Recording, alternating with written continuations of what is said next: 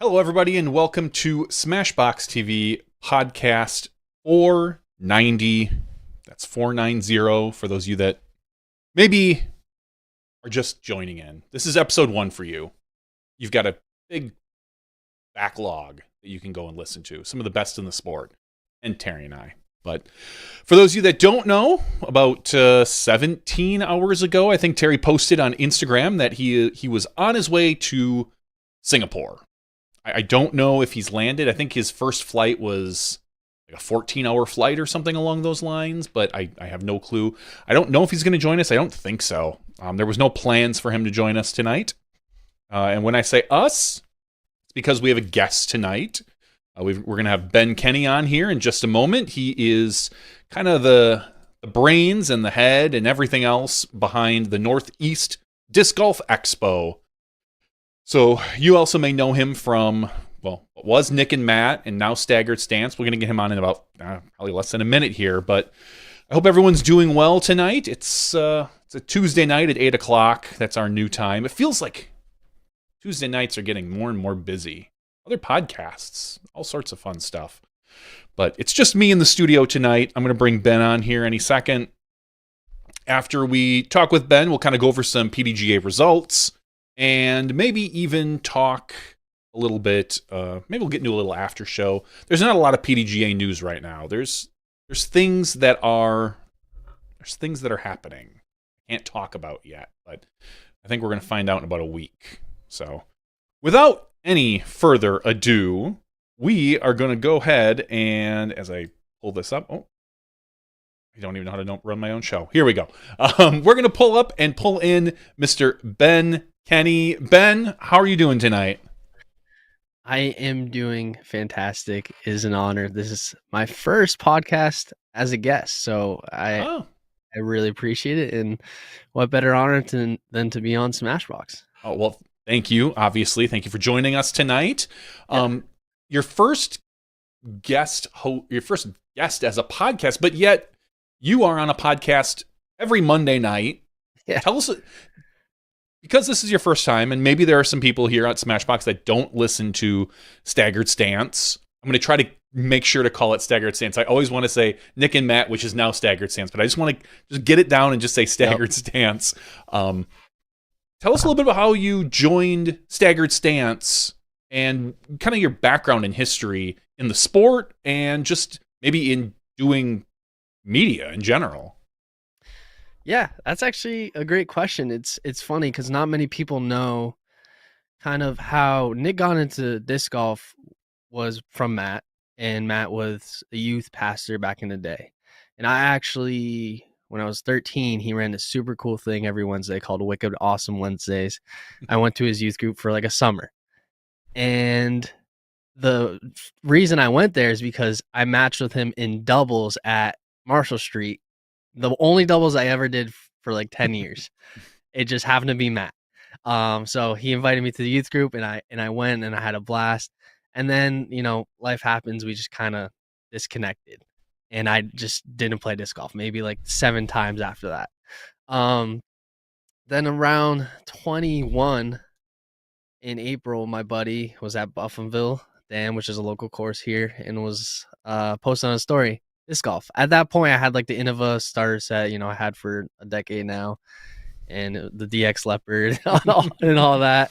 So I was like, hey, I disc golf. Let's go. And for some reason, that day I got hooked. It was just like what everyone else talks about. You get hooked just like that. For some reason, the decade before, or it was more like 5-6 years, but 5-6 years before, I wasn't really interested. But then that day I got hooked and I started playing with him more. And then he told me about the Nick and Matt show. And eventually I figured out that was Matt Grant, the guy I used to go to his youth group. So, I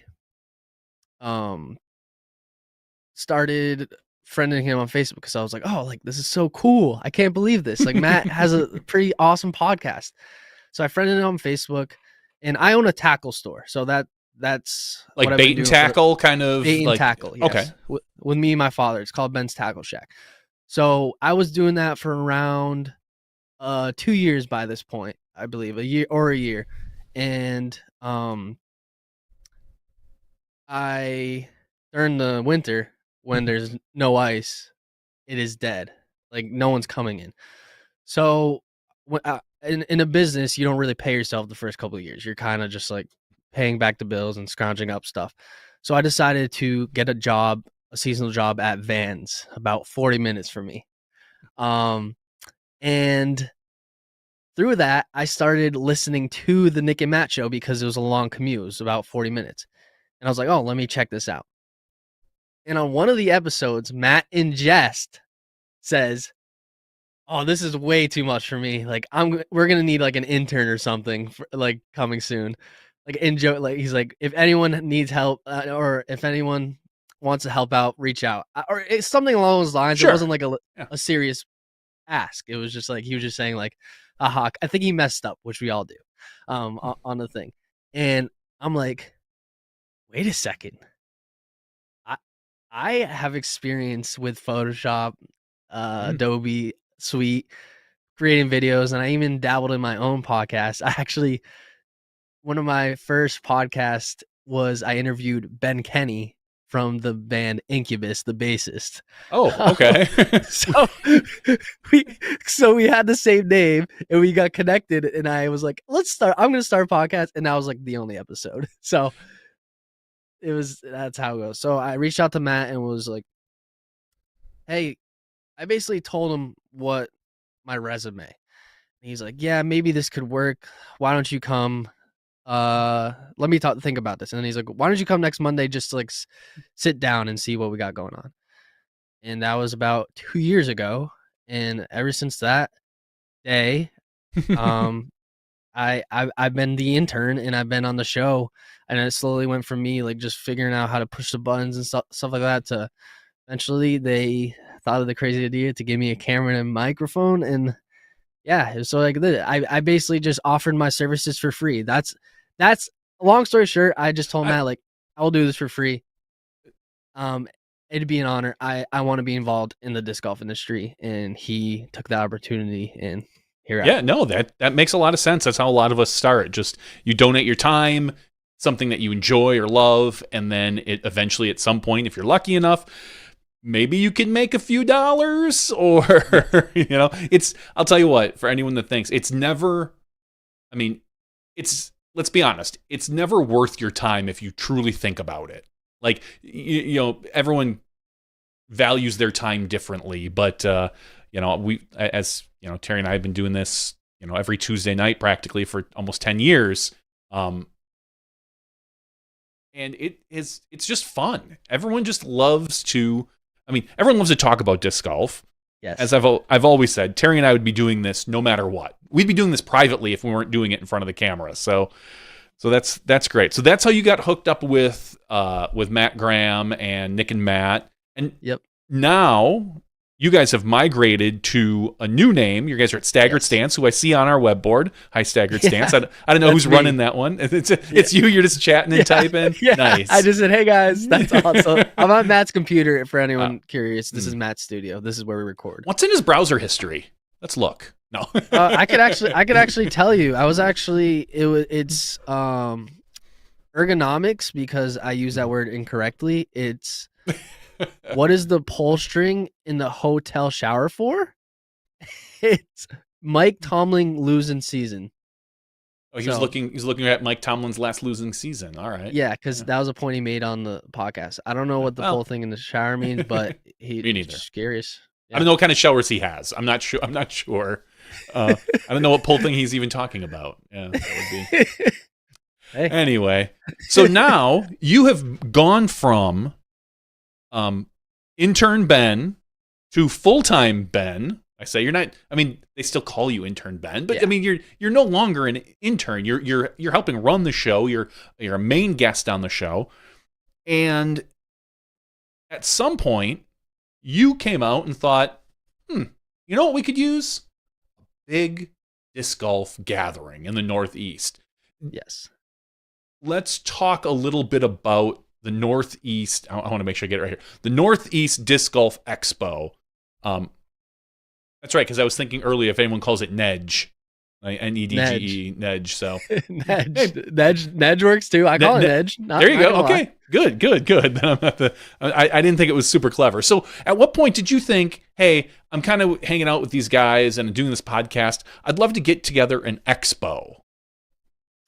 So my dad, all this credit is to my dad. He has basically set me up to, chase my dreams, which is awesome. And so, long story short, my dad has run fishing expos for at least a decade. In big fishing expos, pretty much same exact thing I do, and he's always run them pretty much since I was like 13 or so. So I've always wanted to take over those expos because I just loved the opportunity of freedom it gave, because it wasn't a normal 9-to-5 job. It was like he could be anywhere in the world and do the work, and then he just has to be there for the week of the expo to get everything set up. So I was always fascinated by that. And after the expo, you get a nice little break too. I was always fascinated by that. So then once I got into disc golf, I realized, oh my goodness, there is a gap. There is not a single expo. And my heart sank because I was like, I have to do this. Yeah, we've seen a couple smaller gatherings. I know Chicago, Illinois, they kind of have something as well where they invite a bunch of vendors in and they do like a big, I don't want to call it a disc swap, but it's a giant vendor area. I don't know if I call it an expo, but I guess that's kind of the same thing. But they don't call it an expo, and it's not nearly as big as this. Every year, at Am Worlds, there is the Fly Mart. Yep. And so, that used to be, some of those Pro and Am combined worlds were some of the best Fly Marts you could imagine, because that's what I've heard. When they split Pro and Am, suddenly it used to be awesome. You just go to the Fly Mart and you'd be sitting there hanging with Kenney and Barry and everyone just running a booth. Whoever, you've got Ron Russell over at the at the Discraft booth, and you've got Ken Climo over at the Innova booth, and people are throwing T-shirts and whatnot. And that was always a fun gathering. But once they split Am and Pro up, the Pro Worlds doesn't appeal to that. And the Am Worlds, you don't get. It's still a pretty good disc, like a Fly Mart, but it just doesn't have the same pull, I feel like, as when you could go there and just see everybody. And we do get some of the pros that still come to Am and Junior Worlds, but nothing nearly to like what this sounds like it's going to be. Yeah. And there's Fly Marts, like Miles from Paragon, who presents the expo. He always meant, like, Bowling Green is something that he always mentions all the time. Like, we did this at Bowling Green. So that's obviously has a special place in his heart. But yeah, I guess the whole convention / trade show, or whatever you want to call it, aspect of it, where it was just, there was no playing, it was just business to consumer, an expo. And I realized, like, there wasn't one. And I realized this maybe so I had the expo in 2023. I realized this in like December, probably like 2021. So December 2021 is when I started grinding my gears in my head, and was like kind of just scared out of my mind, like thinking like, oh my goodness, like I have to do this. I just have to. It's like I have to take this opportunity. Scared out of my mind. And then slowly I got the logo together, and I'm like, what am I doing? This is actually happening. And then slowly I started reaching out to people like, hey, like I remember Derek Skull, one of the co-owners of Gatekeeper Media. He was like the first guy I ever talked to about the expo. And I'm like, hi, my name's Ben. I have this expo going on. And he's like, oh yeah, do you have a business card? I was like, no, it's in my car. He's like, well, you should probably get a business card. And I was like, wait. I was like, this guy's actually receptive. And now he's going to be a talent or an appearance or a guest at our expo this year, which is a super cool full circle moment. But yeah, that's basically how it started. My dad basically paved the way, and I realized, expos is something I wanted to do, and I realized disc golf didn't have one, and I just took the leap of faith and went for it. And so far, fortunately, it's worked out. How big how big was the expo? Well, first I'll ask, how much did your dad help you with this? Like, or did he just leave it kind of up to you? You watched him and you saw what he did and then you went forward, or did he help, maybe help you with getting the location or anything like that? Or was it more just all Ben? So my dad, the expo, I should say the venue that I'm at, I took over my dad's fishing expo dates because he moved to a new location. So that definitely helped. Um, but he basically set me up with the logo creator. I basically used his contract with switching up my name. The ad agency he set me up with, and I'm trying to think. I guess that's really it. Okay. He honestly did leave it in my hands, and I think because he was also running another expo the same weekend as mine, so he couldn't even come to my Oh, expo. jeez. So he just kind of left it in my hands. And I obviously asked him questions whenever I had them, but yeah, basically it was just me just learning, trying to do my best in what I thought was the best for an event like this. So once I got set up kind of like logistically, and once I had the ground and the foundation, he just kind of let me go, and I just tried to do my best job as good as I could. And so last year's expo in 2023, tell us, we'll start there before we get into this year's expo. How did that go? Like, did big successes, any big failures, things that you'd learn that you're like, oh man, I'll definitely do this different next year. And then were you able to do it this year? Let's talk about, and how many people showed up last year? So about, which is like incredible. We counted 1,200 last year. Wow.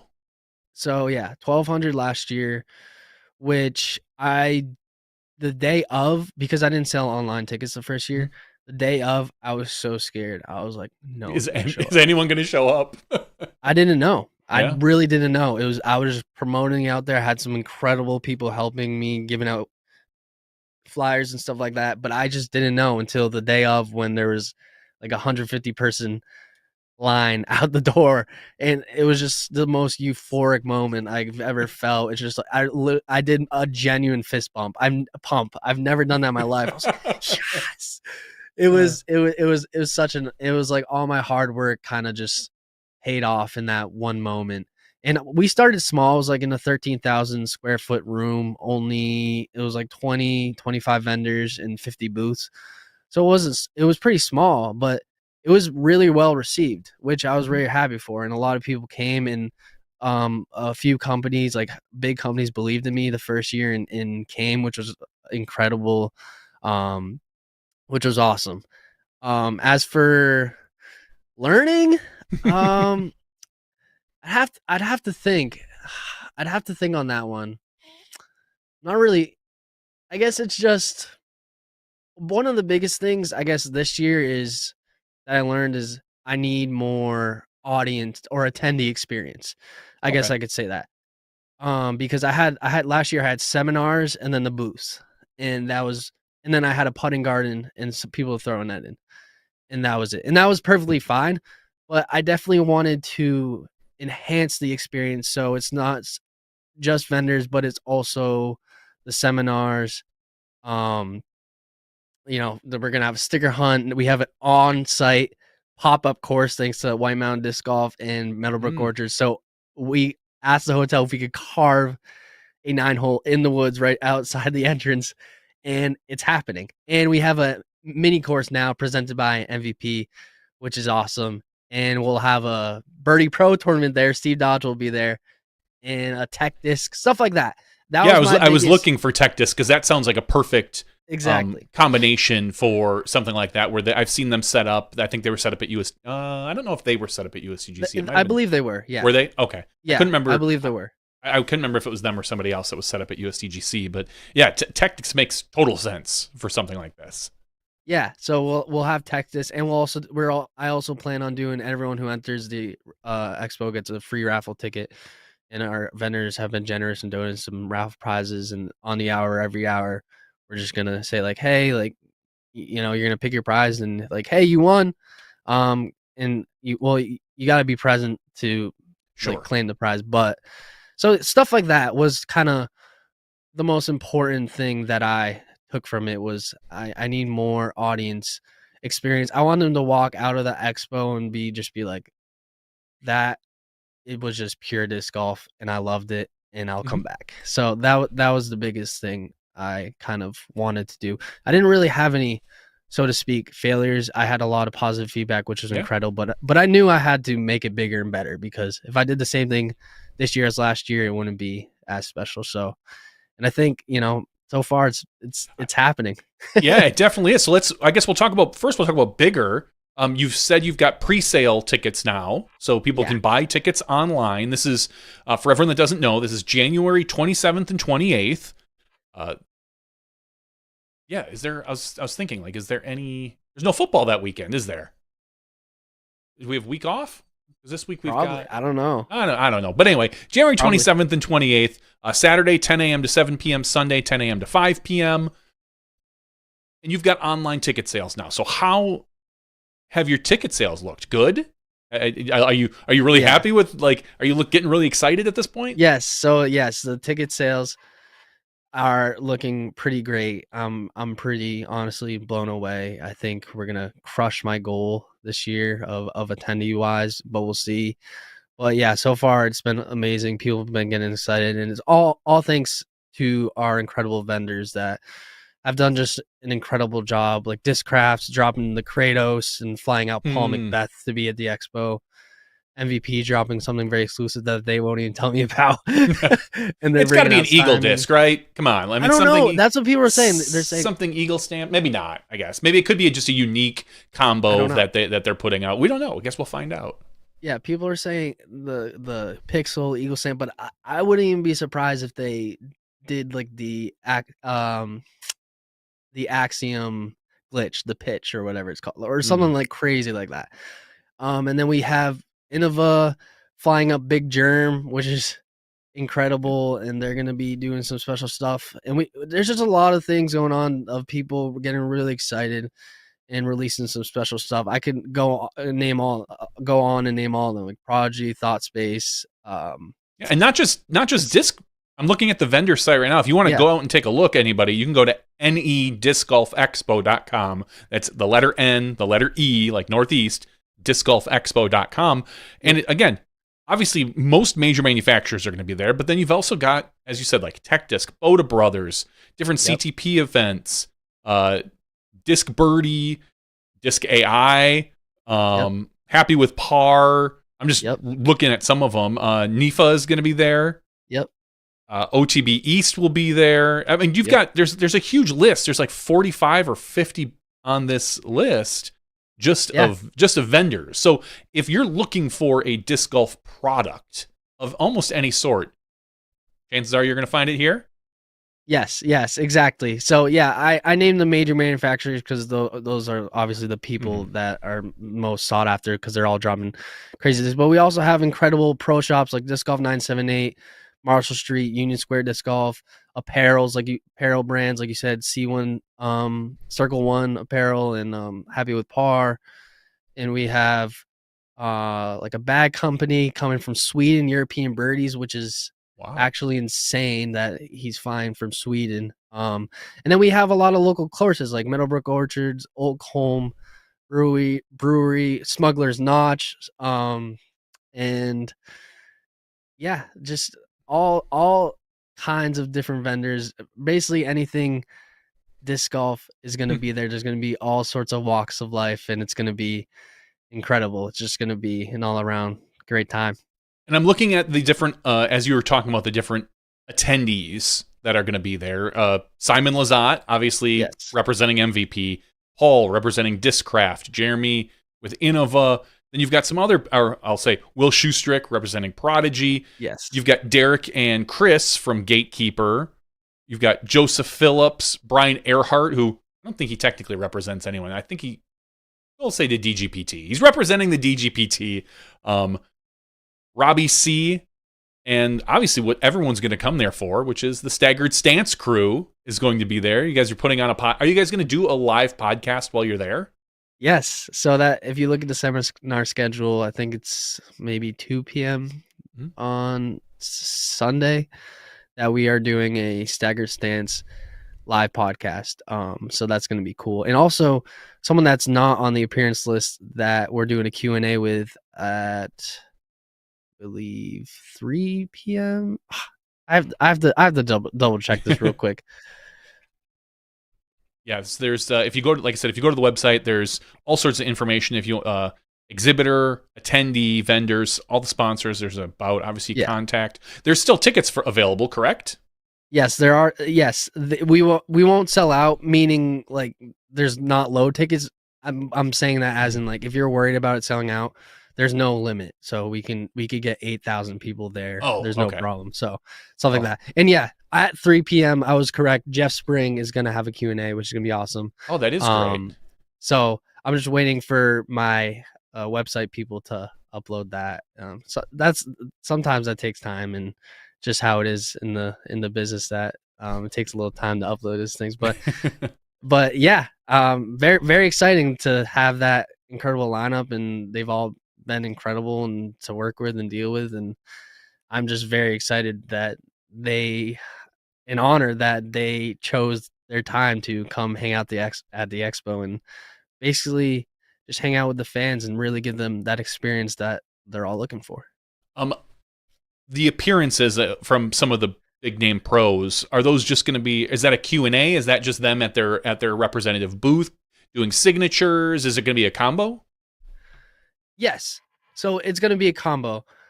Basically, like Simon, Jeremy, and Paul, they're going to be hanging out at their respective booths. Simon's going to be walking around hanging out because he lives literally 30 minutes away. So, and it's going to be a combo of them just hanging out.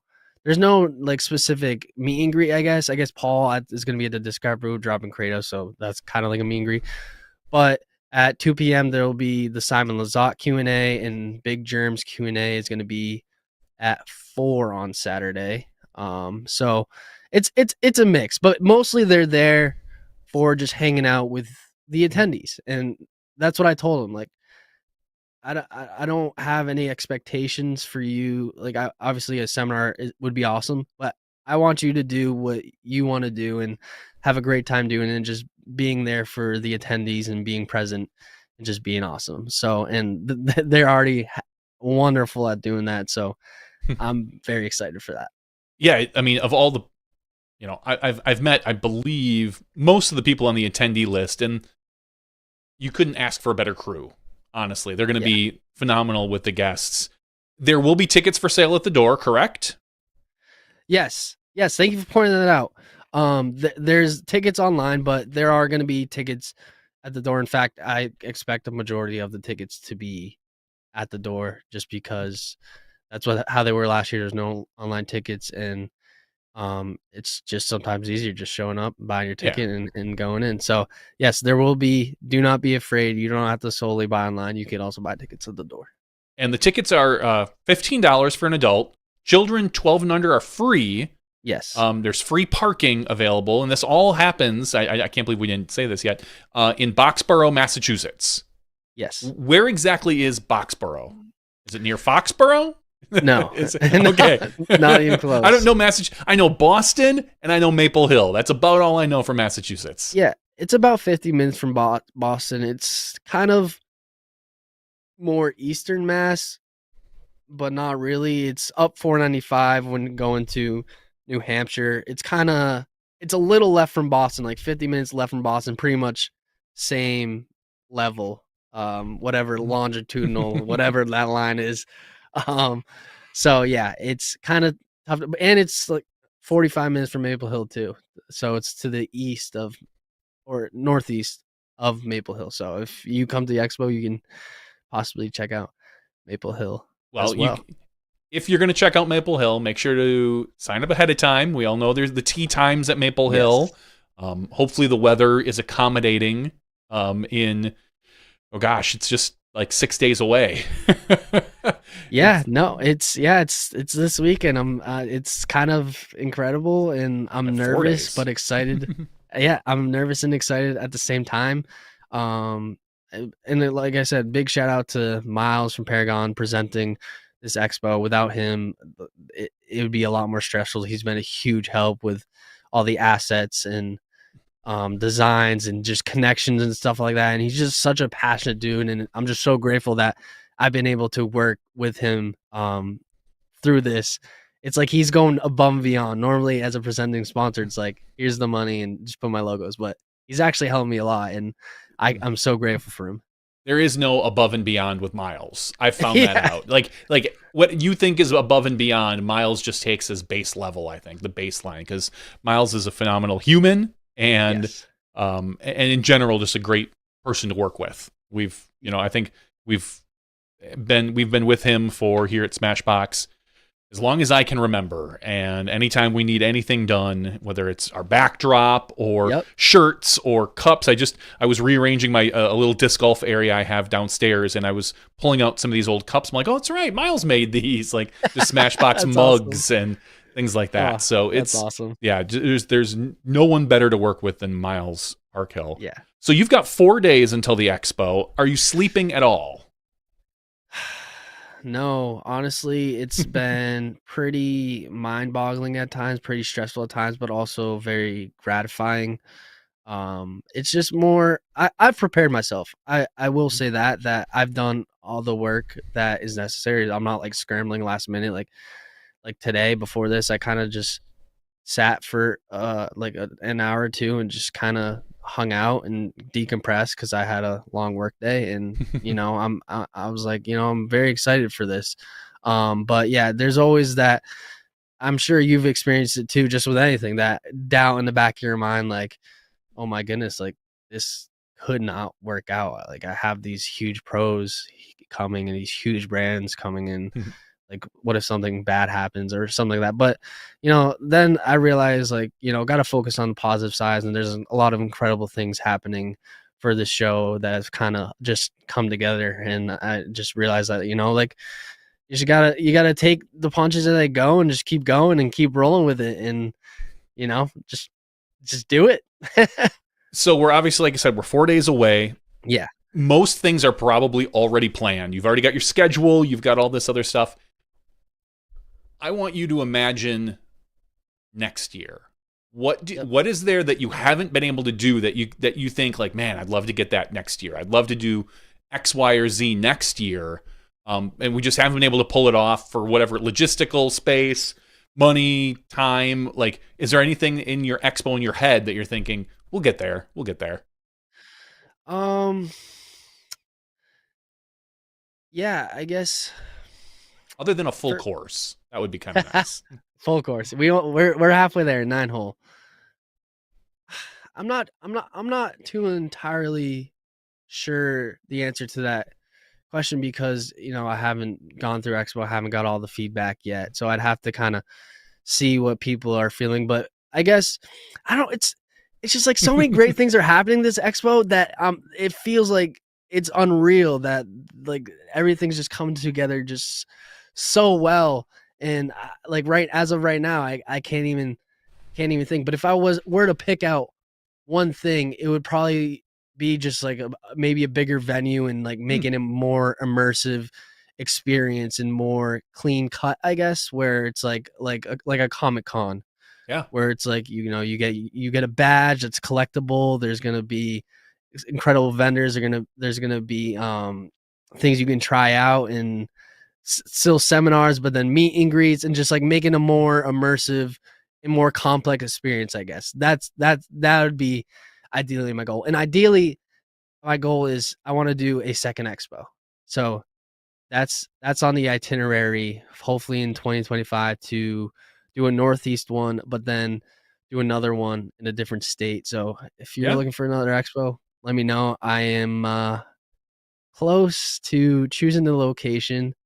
And I was thinking about revealing it right now, but it's just way too soon. I mean, we love exclusives here, but just general region of the country. You're looking at Midwest, you're looking at out West. Is it because I know there's, and it never came to be, but they talked about the disc golf I don't remember. It was the thing that they're going to do in Vegas a couple of years ago that ended up getting canceled because of COVID and whatnot. But like, whereabouts are you thinking? Somewhere warm, somewhere cold at this time of year? I mean, obviously you can't do it. Maybe not this time of year. Maybe you're running 2 expos and you're doing it, months apart. I don't know.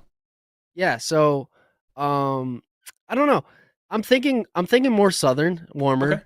Okay. Having this be the Northeast and having one that's kind of more central and southern. Sure. I guess I'll flip the interview on you. I'll ask you this question: where do you think, like, if you were in my shoes, where do you think a second expo would be successful, like vendor wise, where vendors are still going to come, but also the community is going to come and show out? I mean, I don't want to sound like a homer. The Midwest sounds like a good one because you've got Discraft pretty close. You got MVP close. You've got Gateway close. I mean, Prodigy is. I mean, depends on where you Tennessee versus Georgia. I think it's Tennessee technically now. I don't exactly know where Prodigy is located. Maybe it's Georgia. I think I believe it's Georgia because they just sent me their contract and it said Dalton, Georgia, I believe. Yeah, that Dalton. Might be. That you're right. That does sound right. I think maybe Will just lives in Tennessee or something still. I don't know, but I mean the Midwest sounds good, and obviously it depends on the time of year you're looking at, because if it's disc golf time of year, like you're doing the Northeast one in your winter time, it does make sense to maybe schedule something still in the off season, because during the season it might be a little more difficult to get people in on a weekend. Definitely. And, I mean, selfishly, obviously, I would love to see it in, Chicago, Detroit, Milwaukee, something like that. But maybe the Pacific Northwest could be fun too, like that. That's a good idea too. Yeah, I don't know I'm not as familiar with their area, but they do seem to have a pretty lively disc golf community there. So that's I mean, the Northeast is really nice because you guys are, you're like 57 states crammed into one Texas. Yeah, literally, which helps. I know that helps out a lot. So you've got a lot of little communities and big communities that get together and can kind of go one way. If you do something like Texas, cool, you could put it out just outside of Dallas or something, and you'd probably get a decent amount of people. But you're also looking at, is someone from Houston going to drive to Dallas or fly in? You're looking at 5 hours or something between the two. So that's always difficult. So you want to find I think probably for now at least, a good community. Charlotte obviously could make sense. There's a lot of golf in Charlotte. So yes. Yeah. No, exactly. And these are all, every suggestion you've given are all I've been mulling over. And yeah, when I said South, I meant like more Southern than my expo. Like I would be going down Southern. Yeah, you're Northeast. I mean, for crying out loud, Virginia's more South than you, I think. I mean, exactly. Everywhere is more South. So I'm weighing all the options of where to go, but I think it's definitely what I want to do. I want to hang my hat up on 2 expos and just try and grow them and do, because I think that's enough to where I can still be heavily involved and very passionate about it and not be too overwhelmed and really just focus. Because if I put too many eggs in a basket, then one might suffer, and I don't want that to happen. So I think 2, and just really helping them grow and just really focus on them every year and doing the best I can and being heavily involved in both of them is what I think is going to be the best course of action. But who knows? I really don't know what the future holds. Like maybe I do 4 eventually, but I at least want to do one more just because I just love it, and it's incredible. It's stressful, but it's just very freeing. In those 2 days at the expo, it's like the best thing.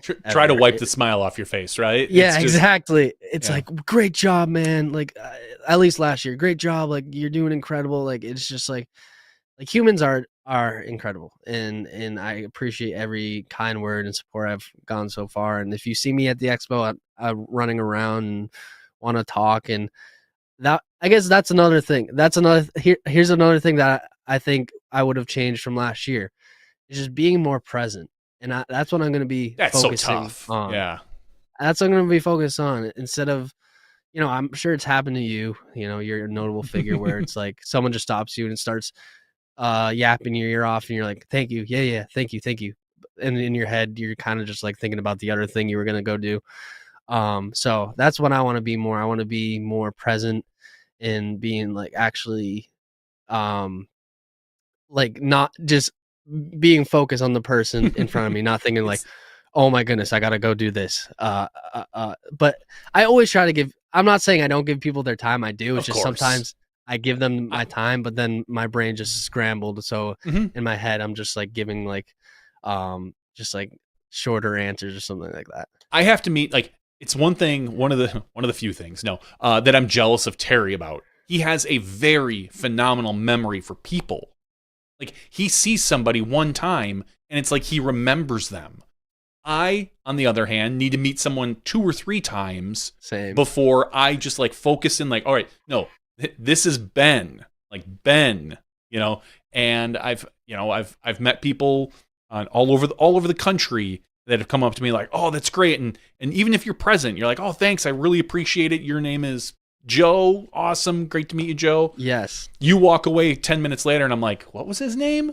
And then I'm telling Terry or something. It's like, I met this guy and he's got like a beard and a blue shirt. And Terry's like, Joe from so-and-so that ran this event. And I played with him at like Am Worlds in like 92 or That's something. And I'm like, awesome. dude, seriously? That's one of Terry's gifts. I will 100% always say that is he is phenomenal with people, with that kind of memory. So I wish I was more like that. And it's difficult, especially when you're doing something like the Expo. When you're right, Yes. you've kind of always got your eye on something. Yes. You're side eyeing something like, oh, is Big Germ getting, Yeah. is he, why is Big Germ standing on the table?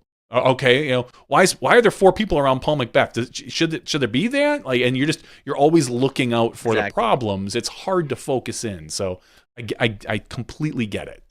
Yeah. Exactly. It's so funny you say that because I'm the same way. It's just, I think it's just how my brain is just Mhm. constantly going fast, fast, fast. That I could say, all right, like you said, Joe, and then I could talk to them and then forget. It's just like, yeah, I'm the same way. I need to see people 2 or 3 times to really ingrain it in me.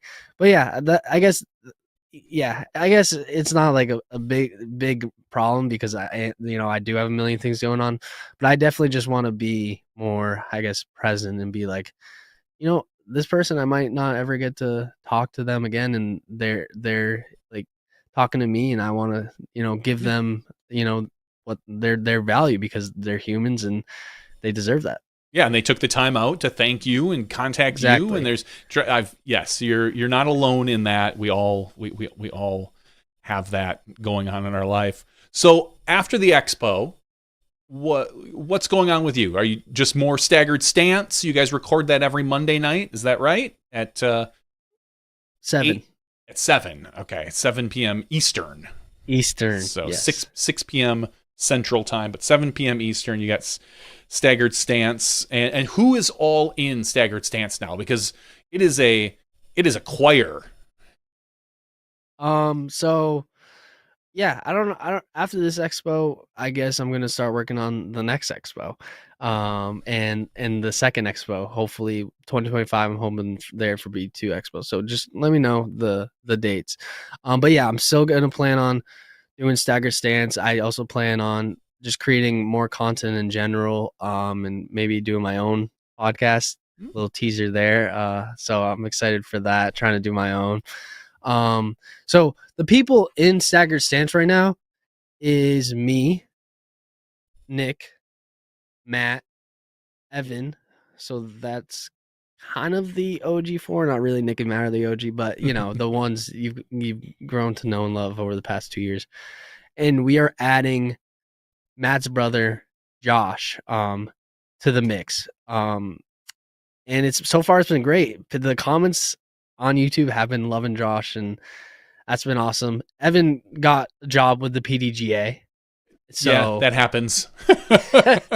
so he's more of our stats guy now.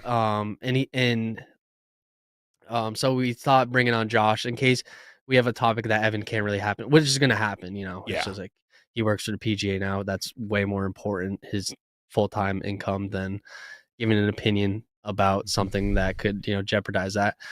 So yeah, we have Josh. So we still have Evan as a stats guy, but now we have Josh. It's kind of filling that gap of being able to maybe make those hot takes and stuff like that. So, but yeah, it's 5 guys now, which is kind of insane, but we're trying to make it work. I know. I was trying to think. I mean, you see a lot of morning shows that have 4 or 5 people that'll be sitting behind a desk and talking, and it's obviously all about a lot of. I mean, you guys are gonna already have it. Just communication, figuring out who needs to talk, when they need to talk. It's a lot more difficult on over like a Zoom, because when Terry and I will be sitting here interviewing, underneath of the camera, like we have hand signals usually. I'll say this: I have hand signals because I usually let Terry lead the conversations with a lot of the interviews, because he has more usually experience and knowledge with them. But if I want to chime in, I'll kind of like do something like this under the scene, and he can see it. You guys can't really do that unless, for the few of you that are there, because it's in-house. It's usually you and Matt. That's sometimes Josh, or no? Never. Okay. Josh is in New Hampshire. Evan's in New Hampshire now. Okay. Josh is in New Hampshire. All right. So. Yeah. So that it's funny you say that, because that's kind of like we're trying to figure out now is the flow of having 5 people now, because that's a lot of heads, and we're trying to figure out the flow of dishing it who wants to talk and stuff like that, and that's going to be a learning process. But on the other hand, some people have been really enjoying it, being like, oh, this was awesome, like really great interview. Like we interviewed Eagle and then Gannon yesterday, so it's a learning process, but I'm super excited, and I think it's going to be huge for Staggered Stance, which is why we changed the name. So it was kind of to put less pressure on Nick and Matt to be like, all right, it's a Nick and Matt show, I have to talk. Like, I'm Matt or I'm Nick, I have to talk because, it's my show. Now it's kind of a collective that maybe Nick or Matt don't even show up, and me, Evan, and Josh can run it. So that was kind of the whole idea behind it, that the name changes. Now we're going to build this all together, and everyone's on the same level, whether of talking, and one person can be the facilitator one week and the other person can be the facilitator the next, and stuff like that. So that was kind of like the plan, the reasoning behind the brand change. Just kind of just made more sense to just put less pressure on Nick and Matt, now that we have more people that we can all kind of take that responsibility every other week, because people are busy and sometimes they just can't make it. No, it makes a lot of sense having good backups to whatever you need, all the things that you need. Well, Ben, it is. Wow, God, we've been talking for 50 minutes already. SmashBoxx. Wow. Jeez. This is fun though. This is awesome. I love it. I love having it. I love not getting interrupted by Terry Miller. I'm just kidding. I want to thank you for coming on to the show. Obviously, it's you had to go out of your way. You snuck into Matt's house and got in. He's in Houston. What's he? He's doing work in Houston, isn't he? I think I saw that on his Instagram or something. So shout out Matt for letting me come in at 9 p.m. and leaving at now like 10 p.m. So I really appreciate it. But I appreciate it. That's all I gotta say. No, it's your studio now too, even though it's in his basement. But for everyone, if for some reason you just joined us or you fast forwarded, the Northeast Disc Golf Expo, nediscgolfexpo.com. Go check it out if you're in the Northeast anywhere nearby. I mean, like as we said, the Northeast, everything is about a 2 to 3 hour drive, or I think you can jump on trains there. I don't know. But get to the Boxborough Regency, that is in Massachusetts, January 27th and 28th, Saturday, 10 a.m. to 7 p.m., Sunday, 10 a.m. to 5 p.m. And I think you and I spoke right before the show and saying that for sure Saturday, weather looks great. So, yes. and we'll Yes. you'll figure out Sunday. So Sunday we'll see. I think it's gonna pull through, and I think it's just gonna be rain. It's still gonna be warm enough, and it's not gonna be snow. So I recommend coming Saturday, and if you can, come Sunday because the weather's gonna be rainy, but that's perfect. You can't go outside and play, so might as well just come into the expo and have some fun inside of there. yeah. Well, Ben, thanks for joining the show. Do you have anybody else you want to thank or anything before we get going? Yeah, I guess I'll thank once again Miles of Paragon Disc Golf, and I'll thank our sponsors of the Northeast Disc Golf Expo: Pure Disc Golf, MVP Disc Sports, Union Square Disc Golf, Cosmic Disc Golf, Touch Disc Golf, Disc AI, and the Disc Golf Pro Tour, all sponsoring the expo. I really appreciate it. So yeah, that's my shout out to them, and I just want to thank them for supporting it and believing in the show and coming. Yeah, and if you, like I said, guys, if you make it out there, go ahead and thank those sponsors. Go out, find them at wherever they are at their booth, and just thank them for supporting this.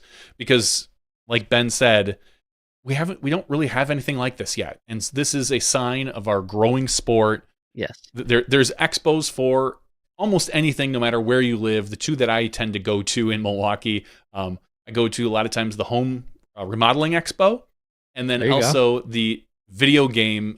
There is the Midwest Video Game Classic, I believe is what it used to be called, but there's one you pay like $20. All the video games you can play for the whole day. Pinball video games. Wow, that's awesome. Every console from the time before I was born, and I'm old, until now. There's the Midwest Gaming Expo, I think is what it's called now. But yeah, we go every year with my son and I, and we just go and have fun and play pinball, and yeah, it's a lot of fun. I always run into some disc golfers there, which is great. So once again, the Northeast Disc Golf Expo. Ben, thanks for joining the show tonight. We will, if everyone can listen to Ben on the Staggered Stance podcast on every Monday night, it probably comes out. Does the podcast release Monday night as well, or do you guys really push it out on Tuesdays? Yeah, it releases Monday. We go live at 7 p.m. and I'm not sure on Spotify, but I'm pretty sure like it's up the next morning or even late that night.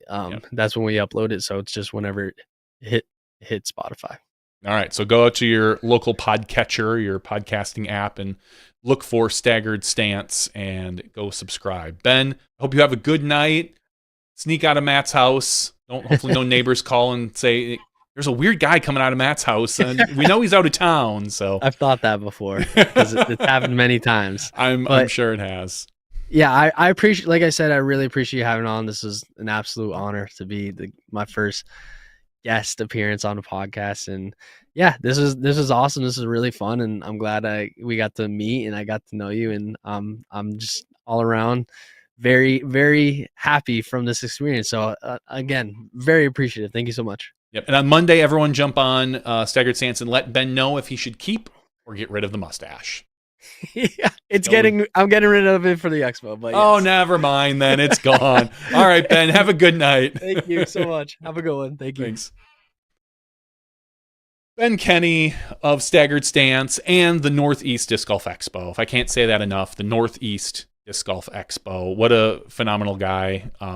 Just a mover and a shaker. You wouldn't think it. He probably didn't think it just, a few short years ago, 2 years ago, he probably, as he said, it was just coming into his brain. And now he has so many vendors and so many attendees, and so many people hopefully are going to show up. I hope they break 2,000 to 3,000 people this weekend, and that would be a great weekend for them. It is something that's needed in our sport. All right, everybody, what are we doing here I'm going to take a look at the board. Doc says, excellent interview. I'll pat myself on the back. It's easy. Like, people like Ben make interviewing easy. I mean, most of the guests we have on the show are, they're all friendly. They're all here to chat and either promote themselves or promote something else or just have fun sometimes. When we had our game night with Holland and Ella, that was, a lot of fun. So let's talk a little bit about PDGA, some PDGA news. There's an RFP for the course redesign services for the W.R. Jackson course. where obviously we know Champions Cup is played. This was 4 days ago. So if you are interested, if you feel that you have the skills, the qualifications to redesign the W.R. Jackson course, the PDGA is looking for a course designer. I'm going to throw Dana's hat in the ring. I'd throw Terry's hat in the ring, but he's really busy, and I don't think he has time to do that. Obviously, I'm sure they're looking at people like John Hauk, maybe people like Will Schustrick, who are kind of down close to the area. Some of our better course designers out there. It would be fun to see what can be done with this. So if you're interested, there's an RFP out there for W.R. Jackson. I'm looking forward to seeing what that course becomes.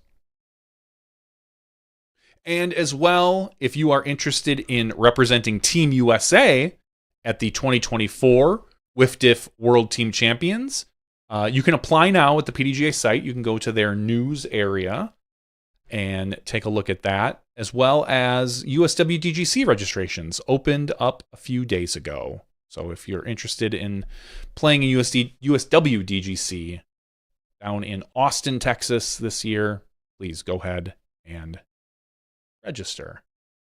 Let's go over some events that the PDGA had. That's right, there are some events, even though today in Milwaukee was snowy and sleety, and my driveway was an ice rink, which quite literally I pulled into it this morning because I dropped my daughter off and then I realized I had to take garbage out and it wasn't done. My wife was out already, and I pulled into my driveway, turned off the car, opened the door, and I put my foot on the ground and I felt my car slipping backwards, which is a scary, scary situation. I thought, was I an idiot and didn't put it into park? And I immediately slammed on the brakes.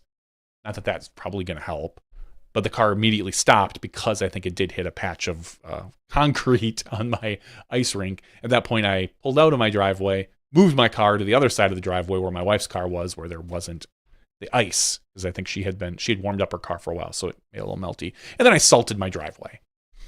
But this weekend, where there was no ice, we saw the where is it here? I'm looking for it. There was the Shelley Sharp Memorial presented by Spinners on the Green. And for those of you that want to go see that or watch it, I know a guy, kind of a shorty little redhead guy, who filmed and put that out on the Disc Golf Guys YouTube page. So the Shelley Sharp Memorial presented by Spinners on the Green. I'm going to spoil it for you. All the rounds are out. Terry's got them out. He is working on FPO yet. I think those are going to be out a little bit later this week. He's probably going to do some editing while on the plane on the way to Singapore or whatever. Parker Welk pulls this one in. Yeah, Parker Welk, newly signed DGA player, Parker Welk.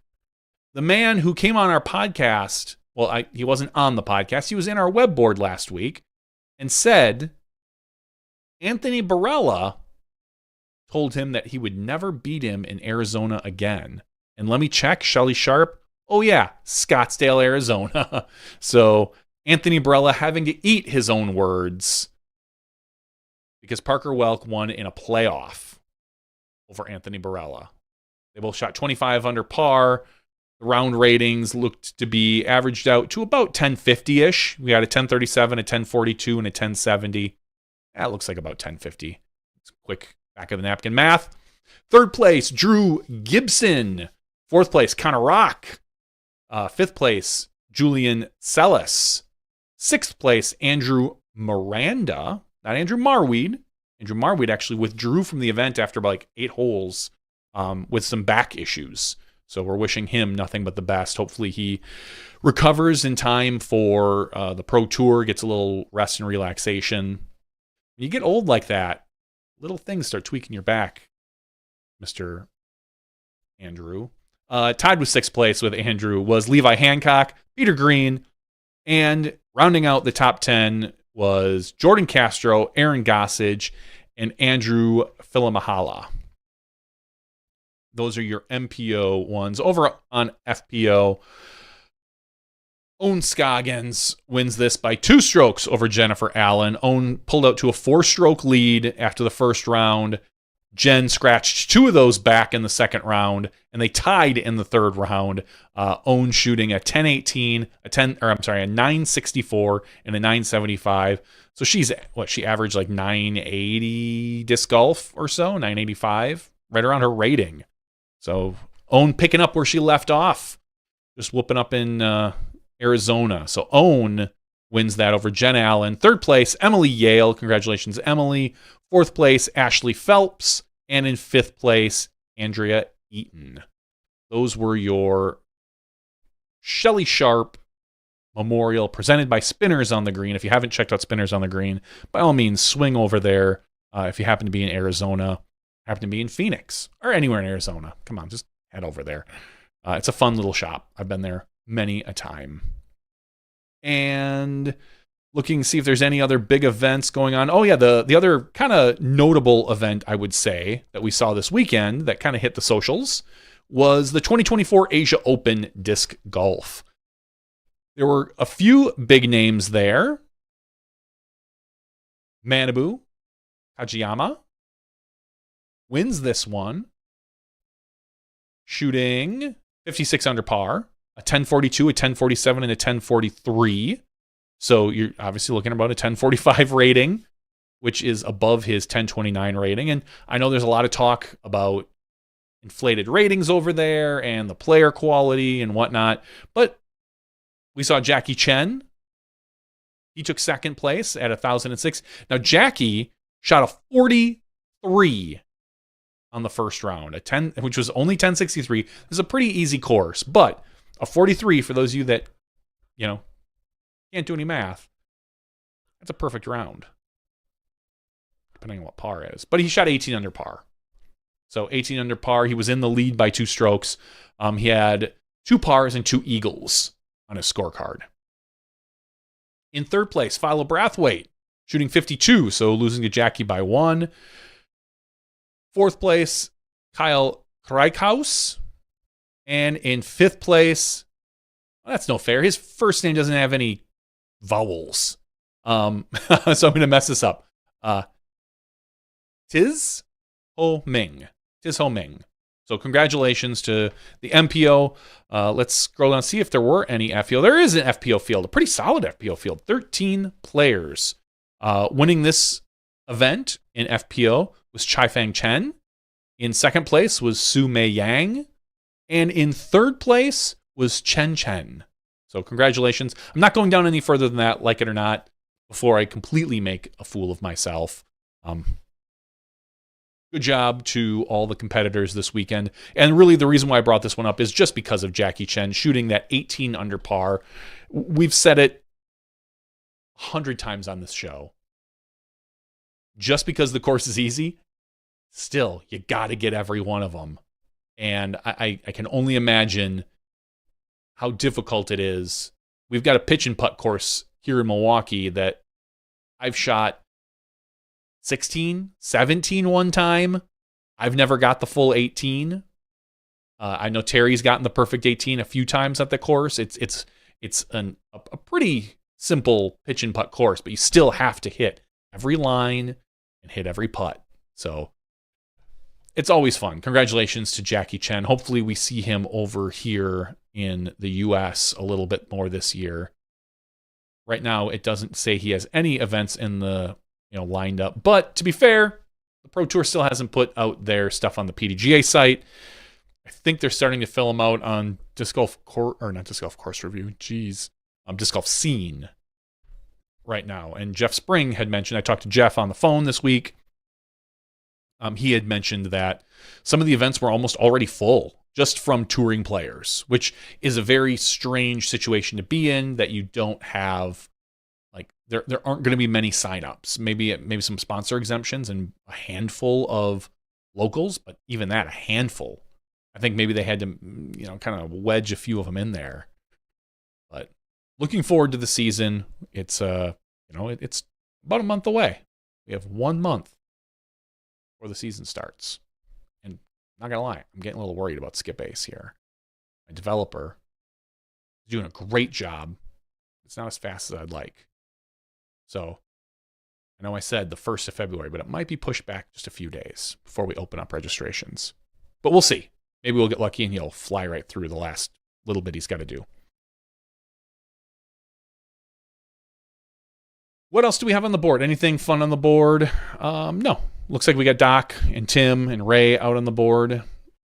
Let's talk a little bit. Let me pull up my list here. I'm going to pull up my list. Yes, I do have a list of players that have talked about sponsorship. Because there's a big name this week that announced that a lot of people were waiting for on sponsorship announcements. Nicholas Antela re-signed with Discmania for 4 years. Now, there was some... Terry called it. I'll give him all the props. He called it a couple weeks ago based on the verbiage of and the slight, we'll say, ambiguity. Ambiguity? That's not how you say it. Ambiguity. That's the word I'm looking for. Wow. Ambiguity of his statement. There was some questions about whether or not he was leaving Discmania. He had said that his contract ran out. Discmania said his contract ran out. All this other stuff. But there were, I would say, more than whispers that he was staying with Discmania. A lot of other places had announced their teams, and he was not on any of those announcements. So a lot of people just took the assumption that he was going to re-sign with Discmania, and he did for 4 years. There's a video about it. There's talks about him being the highest paid European player, which would be a higher paying than Kristen Tatar. I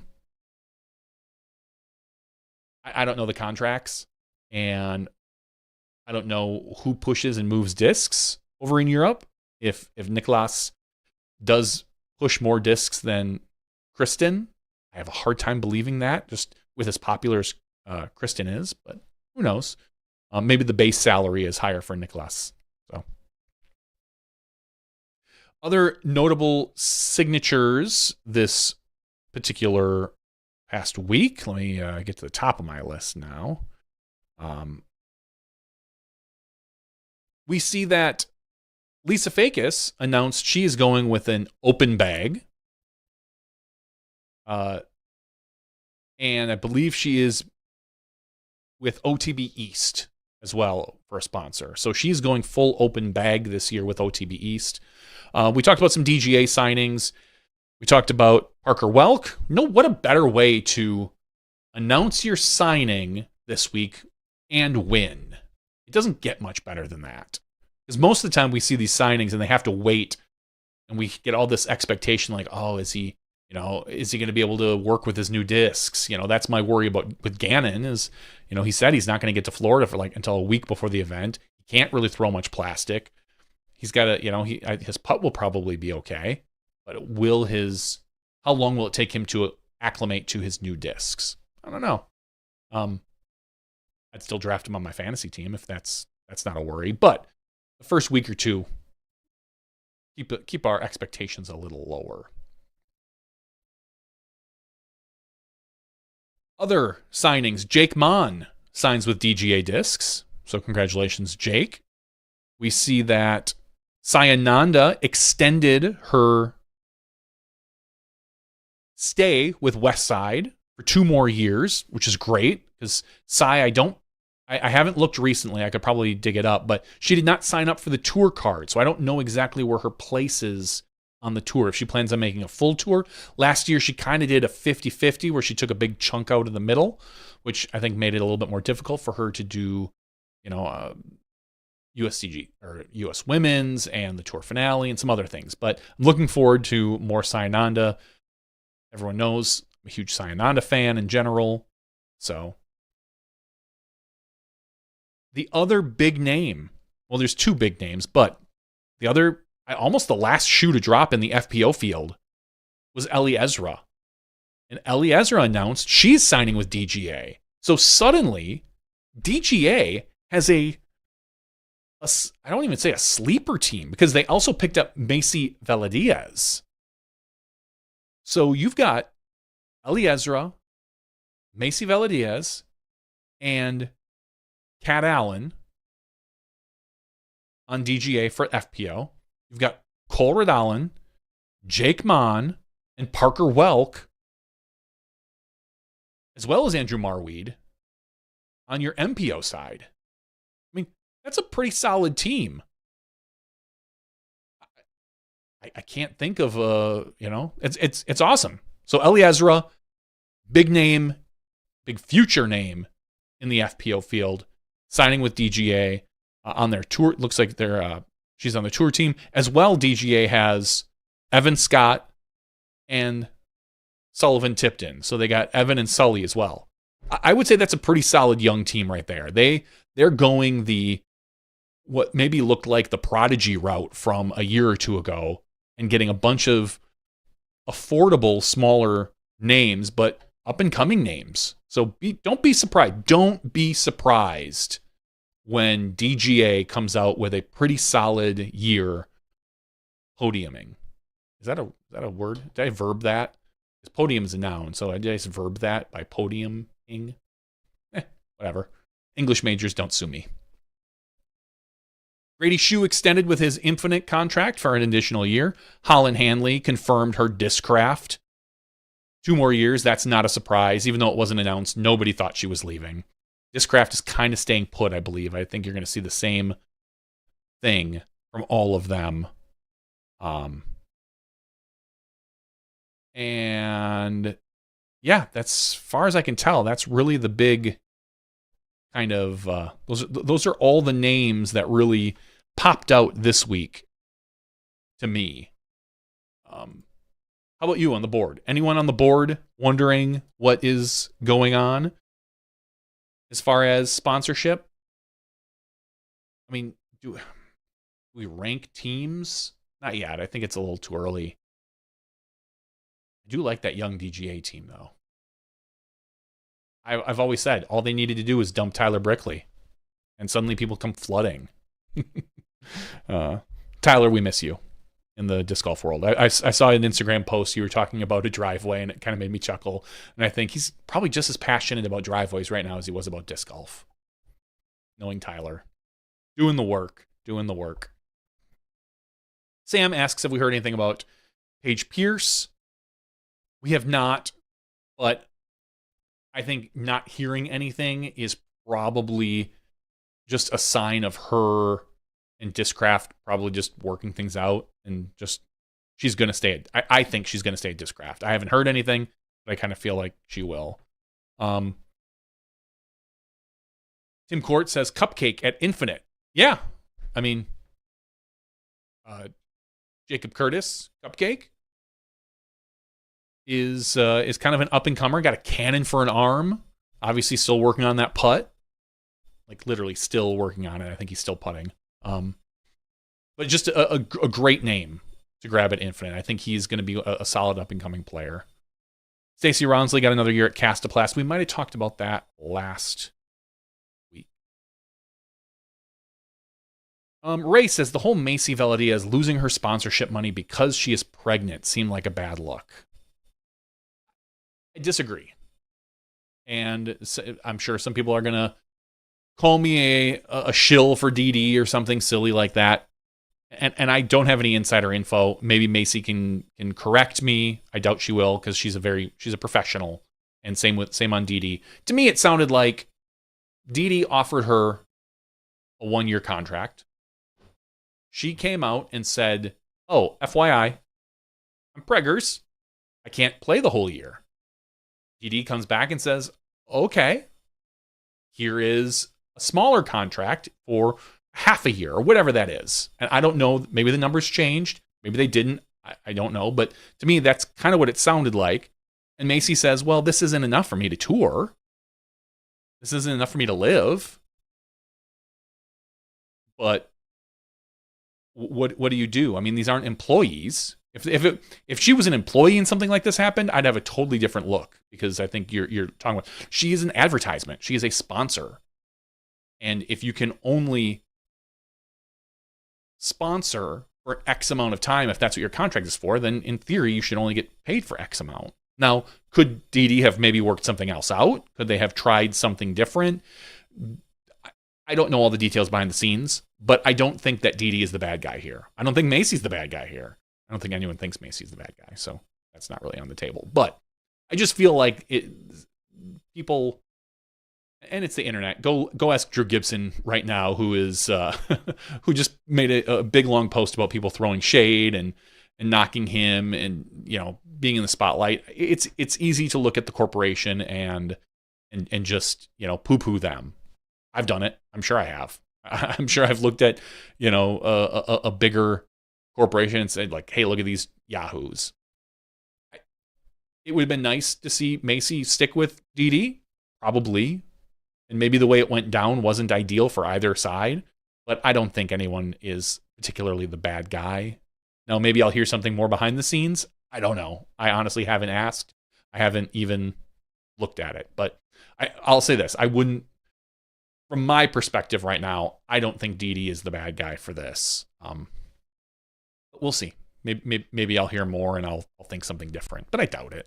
I know a lot of the people over at DD, and they all seem like really stand-up individuals. So we'll see.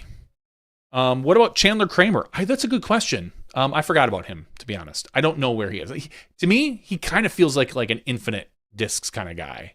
If he's not at Lone Star, I feel like maybe he's going to be one of those Thought Space, Infinite Discs combo people.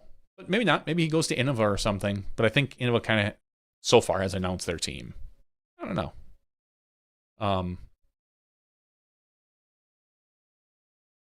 Yeah, Ray says good details on the Macy thing. All he heard was the Reddit version. Ugh, yeah. So I give or take Reddit. I've been trying to stay a little bit off of disc golf Reddit. Sometimes it frustrates me, but there is good info out there. There are people out there, and including myself sometimes, that put solid, reliable, good information out there. And there's a bunch of yahoos. So Brandon Ray Watson asks, where's Scotty Bertard going? I think Levi. I think he's gonna get sponsored by Wrangler or Levi's. That's my only guess, because all that guy does is wear jeans on the course. So who knew? Who knows? Brandon Ray Watson still probably recovering from the Dallas beatdown last week. And Packer fans are still recovering from a winnable loss against the 49ers. Ugh. I know it's more after show talk, but I don't know if there's going to be an after show. It might just be a single guy show. Don't tell my wife I'm not single. So, yeah, the Packers, they totally dropped 2 interceptions right in their hands. And then miss a field goal, 42-yarder, and the Bills understand how that goes. As well as then Jordan Love going all rookie on us at the worst point and throwing just a bad pass. We had our chances. We didn't take advantage of them. We ended up losing. To be fair, I thought it was going to be worse. And we were playing with house money, so to me, this feels like a win of a season. I really wish we could have gone further, because we get past the 49ers. I think we get past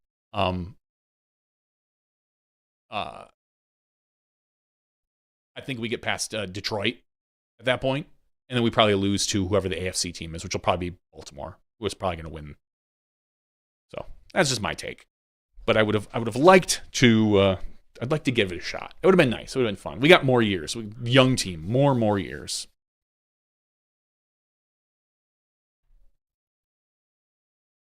Yeah, Brandon Ray Watson's saying he figures he was going to still say, still recovering from injuries. Yes, Brandon Ray Watson, who's a local here in Wisconsin, lives up in the Sheboygan area, constantly injured. I don't know what that guy does. He had to smash his hand one year. I think he had a shoulder thing one year. I don't know what that guy does, but he's injury. He's what the kids call injury prone for whatever reason. Good guy though. Runs a couple local events, I think, up in the Sheboygan area. I think he's still running those. But a lot of fun. Tim Court says Infinite already released their roster today. They already have one Chandler. They got a Chandler Fry, but do they have a Chandler Kramer? Maybe not. So maybe he's not. Maybe he's just. I don't know. I don't know where he's gonna go. Maybe he'll go open bag and get sponsored by like an OTB East or OTB West or something. Good question.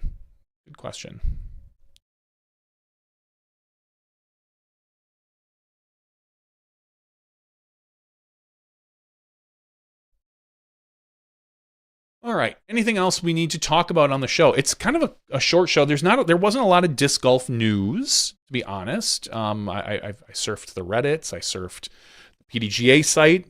For those of you that don't know, because I've heard some people online complain, about PDGA site. There's a news area and there's an announcements area. You always got to check both. You never know where they're going to put things. Social media wise, I saw Drew Gibson made a post today, lamenting the negativity on disc golf social media, which just kind of made me chuckle. And Drew's been a very big proponent of online being more social. He doesn't seem to like that the fake Ken Climo account keeps taking jabs at him. I'm not a fan of the fake Ken Climo account. I think it's stupid. If you're going to be a parody account, be a parody. And, but he just seems to be spiteful is really what it is. I don't know. It's not funny to me. He hasn't been funny to me in a few months. There's a lot of potential there. I think whoever's running that can be clever. I think they just need to point the right direction. And it sounds like the negativity coming into his YouTube comments. And Drew's been much more outgoing and social media present with his YouTube stuff, trying to build a brand. I think, like a lot of players. And what I will say is he's, you want to take two toxic fandoms, sports and media, and you're just mixing those two pools. I don't think disc golf particularly is a toxic culture or group. I think we're in general pretty open. Obviously, take that with a grain of salt, depending on where you're coming from. But go look at any YouTube video, and there's some awful comments. Go look at any sports fandom, and there's awful comments. After the Packers loss, I saw so many people ripping Jordan Love. And all I kept thinking is oh, God, people, take a step back. But he combined the two, and so he's seeing a lot of negativity right now, and he doesn't like it. And all I'm going to say is grow some thicker skin, pal. As long as it's not getting personal, if someone's attacking you as a person or your family or something, I think that's out of bounds. And I would love it if there was no negativity on there. If everyone was positive, if they didn't have something positive to say, they shut up. I would be ideal with that. But frankly, that's not the world we live in. We've all been through it. Terry's been through it. I've been through it. You take your lumps. If you're going to be a public face, you take your lumps.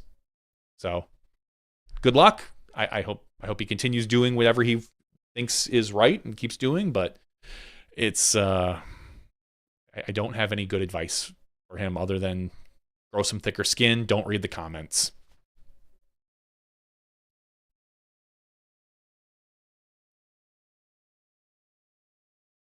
Someone said, I heard it was Paige Shue running the Not Ken Climo account. That's something I could not imagine. I could not imagine Paige Shue ever saying a mean word about a single person.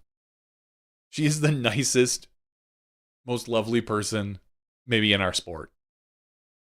I just, it makes me chuckle thinking of that though. I'd love to see the dark side of Paige Shue running a cruel, mean account. That's how she gets, that's how she's so nice to everybody else. Secretly she has one outlet where she's just nasty and mean to Drew Gibson.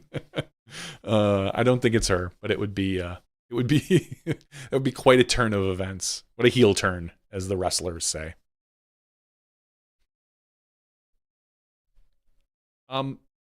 Buzzed Swan brings up a good point. The Boy Scouts of America have officially added disc golf to the golf merit badge. So for those of you that maybe have younger kids who are getting into Cub Scouts and Boy Scouts, they can now get a disc golf merit badge through the golf merit badge, I believe, which is kind of cool.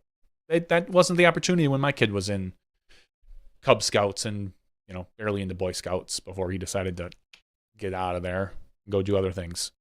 But It's a cool thing. It shows, once again, just like the Expo, the expanding vision of our sport.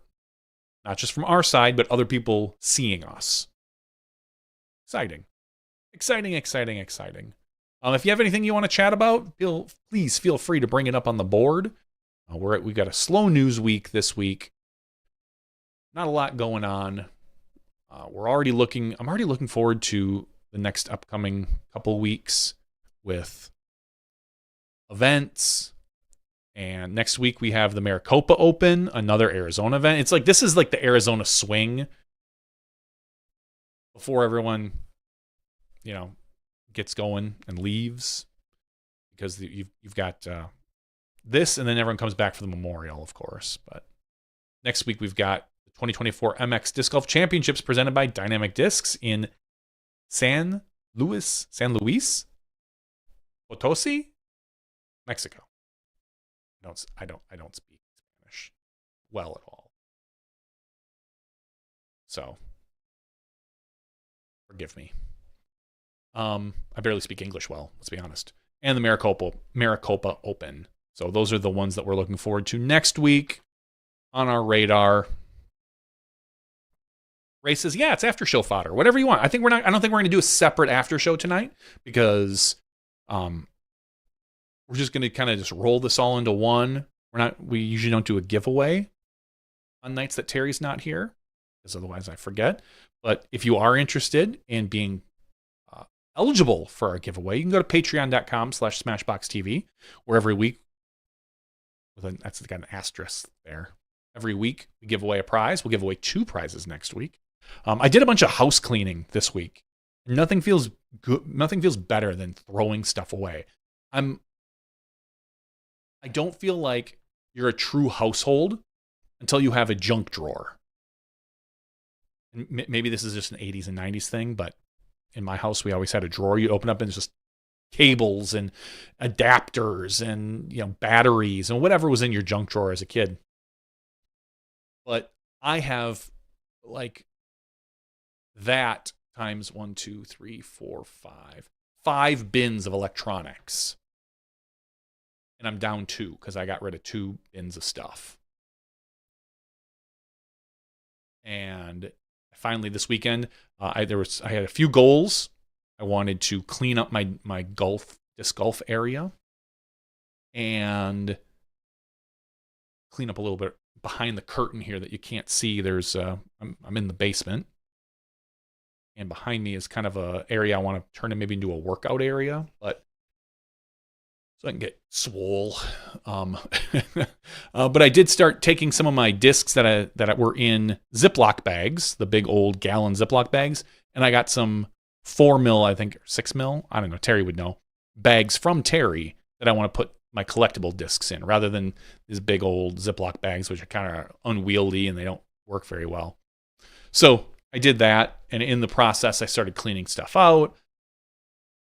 Told my wife to put some things on Facebook Marketplace, not really disc golf related, more some old electronics related. I got the world's largest Pelican case, 1730 or something, that I told the Pro Tour I would give to them at some point. And I just am never seeing them. And when I do, I saw them at USCGC, but I wasn't going to bring this giant Pelican case with me. So I told her to put it on Marketplace. We'll see what we get for it. It's like a $700 or $800 Pelican case originally, because we were using it when we were traveling quite a bit with the production. We'd put all of our cameras and whatnot. It had whatever all in there. Well, it's been in my basement for 4 years now. Travel houses with me. So I told her, put it on Facebook Marketplace. $300. See if we can get that for it. See if somebody wants one of these giant waterproof foam-filled cases. So we'll see what we get. We get anything out of that. Other news and notes. Ray says a college PGA player won a big open event on the tour and had to decline $1.5 million payout due to his AM status. I know. That's now the question is, could he have taken it and forfeited his AM status? Or when you sign up as an AM, does that immediately mean you will forfeit any of your winnings? Because obviously with disc golf, if you win an event, You can choose to decline the cash and continue to play amateur. Maybe go for a US ADGC, Am World, something like that. But you have the choice.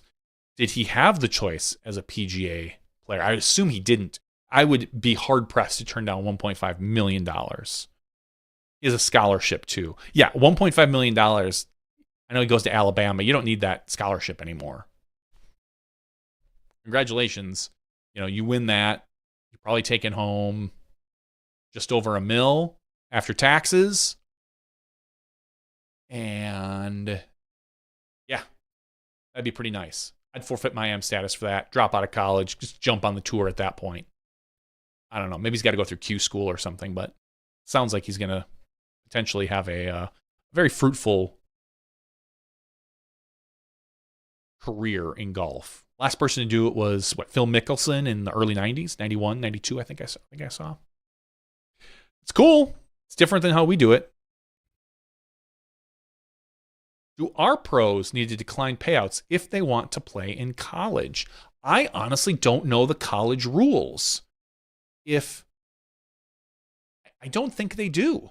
I think if you're on like a college team, you can play open, win cash, and still play on the college team. I don't think there's, and don't quote me on this because I don't know the true rules. I did find one of our original college stamped discs that when Terry and myself and a couple other guys started the UW Milwaukee Disc Golf Club back in 1998. It's got a little established 1998. I found one of our putters and I threw it in a bag that was in one of our cases. But we were saying we were way ahead of that curve.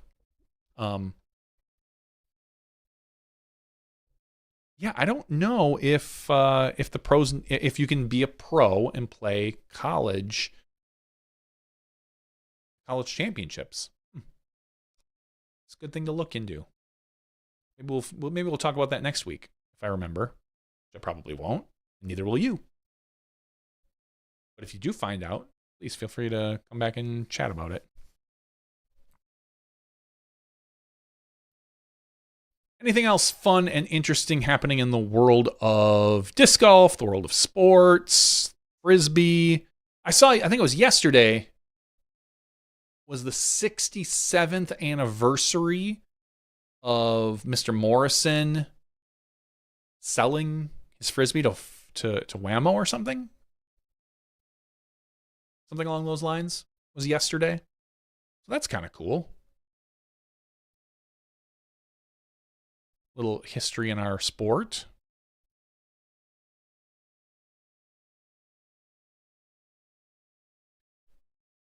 Looking at other things going on.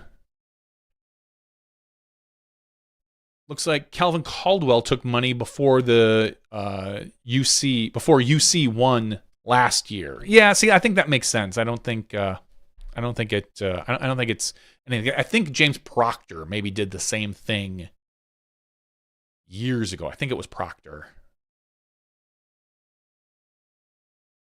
who did that as well. But I'm not 100% sure it was Proctor. But that name is...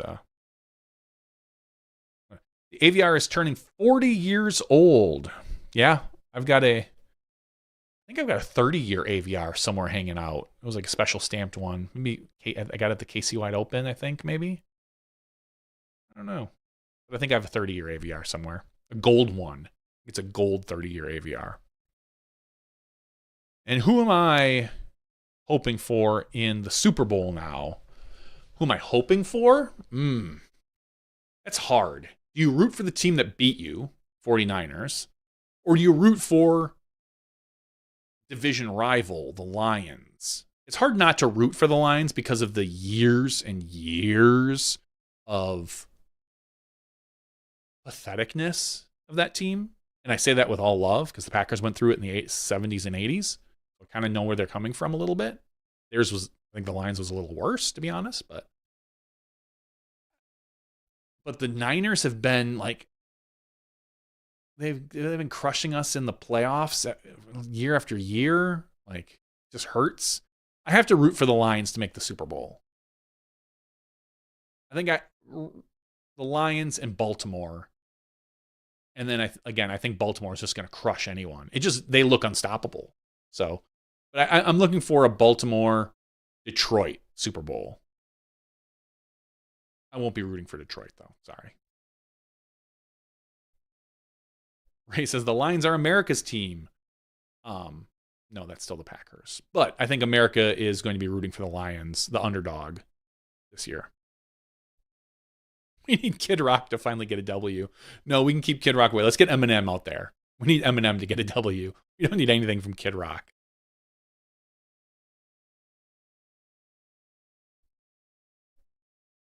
Tim is looking for the Lions and the Chiefs. That's who he's rooting for. Well, you can be wrong, Tim. John Weiss says, it's probably not a problem to play college as a disc golf pro.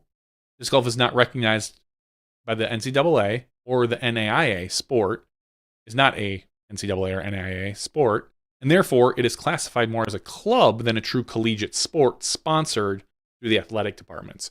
How soon until we start seeing some college NIL money going to disc golf? That would be kind of cool.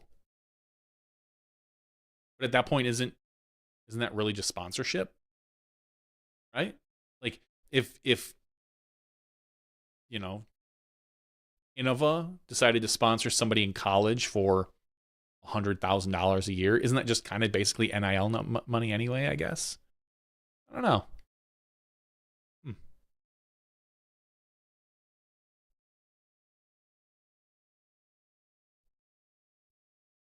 Ray asks, did I see that Green Day has released a new album, the first since American Idiot, which was pretty lame, he says. There's a few hits on American Idiot. I haven't listened to this new album. I heard there's 3 or 4 really good songs, and the rest are kind of meh.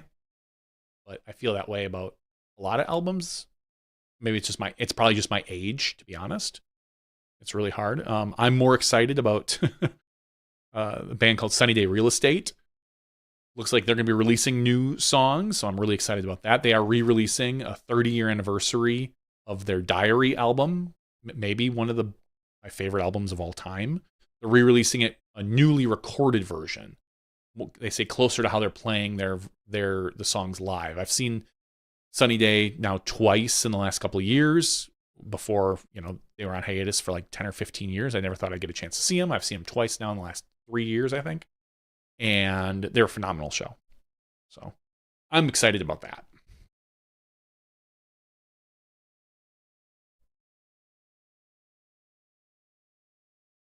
But yeah, there's a lot of bands. Yeah, I saw Green Day was on Jimmy Fallon the other night or something. So, well, if we don't have much else, I might wrap the show up here sooner than later. Maybe everyone get a good night's sleep tonight. I've been working, I don't say this very often, my 9 to 5, I've been working my ass off. Like 60 to 70 hour week. Because we had an issue with people logging into a server. Sounds easy enough. I think an update went out. And when people logged in, you see the little welcome screen on your Windows with the little dots that circle. It would just hang. And it just started last Monday. So what does Johnny do? Spins up some new servers. That's easy enough. Those don't work either. Do the same thing. Well, what the crap? Clearly there's a problem in my network. So I start literally working every night because it's hard to work during the day because some people were getting in. So it just felt like some people were not getting in, and that's where the problem lies. And hard to fix something in the middle of the day when people are trying to work. So I have to work late nights. So I worked till like 11 or midnight for like 3 or 4 nights over the last week. Finally, I decided to try to go with a different operating system. I downgraded to Windows 2019. And that works just fine. So now I need to spin up a bunch of Windows 2019 servers. I know, exciting stuff. That's been my life. Working from 8:30 in the morning until almost midnight every night trying to fix one dumb little problem that I think was caused by a Windows update. And even though I uninstalled the Windows updates, it still didn't seem to fix the problem. So I don't even know for sure if that was the problem. What I do know is what fixed it, and that's what I'm going to go with. And I'm going to wash my hands and say, maybe we'll deal with that in the future. That's a future Johnny problem. And the only other thing I really have to talk about is my fingernails. So this little piggy is black and blue. This little piggy has a Band-Aid on it. As you know, a couple weeks ago, I slammed my fingers in a garage door, pinched in between the two slats as it comes down, hurt like a son of a gun, made up some swear words. I had to say so many words. And this morning, when I went to open my dishwasher, I bumped my finger, and like opening a book, my fingernail popped. My middle finger here. Gross. It looked like I could just open it up like a book. It was still attached on one side. It was pretty gross. So I went to my wife and I said, "Hey, check this out." And it didn't hurt because I think the pain has already gone away. I think it was already detached mostly from the finger. And I said, "Should I rip this off? Like, it's just literally hanging there by some skin. Must be just a little bit of skin on the left-hand side." She looks at me and she's like, "Ugh, maybe just wrap it with a Band-Aid. Maybe let it kind of come off naturally." And part of me wants to just pop it off and then just be done with it. But I don't know if that's the right move or not. I haven't looked it up yet. So I just threw a Band-Aid on it for now. And I don't know about this purple one. What's going to happen with this one? Am I going to lose this one? I would think if I was going to lose them, I would lose them around the same time. This one feels like it's still on there pretty good, whereas this one was all white. It wasn't purple like this one. It was all white. So I don't know. They're fine, though. They don't hurt anymore, thankfully. I hate typing with a Band-Aid on my finger. I feel like, just doesn't feel the same. It's hard to type my password because my middle finger uses a password for things and my name. Oh, what are you going to do? What are you going to do?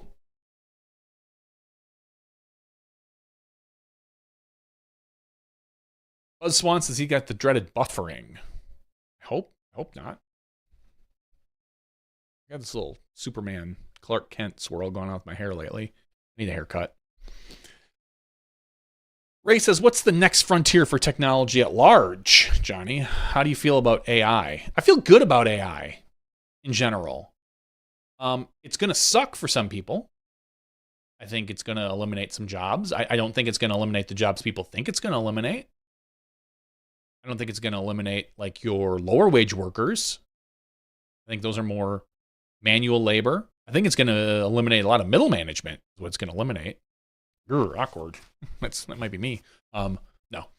I'm bullish on AI. I think that there's some kinks to get worked out. There's some copyright stuff that they really need to address because right now the AI companies are really just sucking in every sort of bit of content they can get their hands on. And much like technology has gone the last 20 years, they're treating it as a move fast, break stuff. And that break stuff might be the law.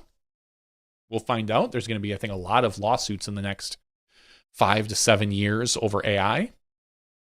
But it's a really useful tool. I use it almost daily. I used it a couple times today. I just go to ChatGPT, type in a couple questions. It usually spits out an answer easier than me Googling something. Like today, I think I was looking for a specific policy on one of the computers to set up some rules for our users. I was like, I need to know where I set this and this policy. And with Windows, there are literally thousands of policies you can set. Every little button you can push, you can enable and disable it. So I was looking, so I just typed into ChatGPT, I'm like, where is this? And it was like, there it is. I was like, cool. Thanks, ChatGPT. Thanks for saving me. It's going to be really interesting. I'm trying to make sure to teach my son how to use it. Because, he writes papers and he writes them poorly. He's not really an English kid. He's much more linear thinking, a lot like me. And so I've been trying to teach him like, well, let's work with the tools that we have to try to improve what you're doing. You can't use it to cheat or to basically just spit out information, but you can take the information you have, put it in, and help reformat. I think that's where it is.